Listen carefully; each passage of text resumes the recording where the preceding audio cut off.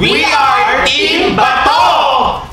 Sana maging madali yung namin, yung mga itatanong sa amin para at least, alam mo yun, meron kaming chance manalo. Yes! Kaya natin to. Kaya-kaya natin, gaya nung bato ng pangalan natin.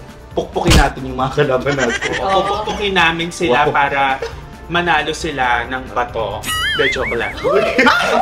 Uy! Ganun. Okay. Ulit. Masaya lang, gano'n. Enjoy lang tayo.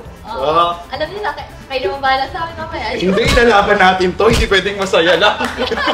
Sa mga makakalaban namin, kakaibang team bato po ang mapapanood ninyo kasi prepared kami. Ilang months natin ito pinaganda? 3 months. 3 months. Nag-training kami, nagbasa kami sa Inside Workshop. Yeah. Oo, nanood din kami ng mga previous na episodes. No? At kasama kami sa survey. Yes! Sa kami sa mga in-interview. Yes. Tulad po kahapon, nagkita po kami ni Duday, ni Chichi, tsaka ni Kuinay.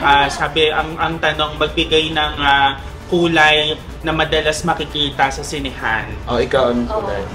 Ako pink sagot ka eh. Bakit ba? Pula. Bakit ba? Bakit ba? Pula, ikaw. Sinihan? Oo, sinihan. Black. Di ba? Madilim? Oo. At saka ang top sa survey, black talaga. Black talaga. Oo. Number 2 yung pink. Number 2 yung pink, tas number 3 yung yung red. Red. Oo. At ang pang number 4, orange! Dahil kami mananalo. Yes, kami. Kaya yung color green, humanda na kayo. Kahit green kayo, kala nyo. Kami ang angat. Dahil yung kulay namin, angat namin. Yung green parang antamlay na ng oops. Oo, di ba? Ayan. At least yung, sorry. Ay, sorry. Alam mo na iba ka mo. Oo.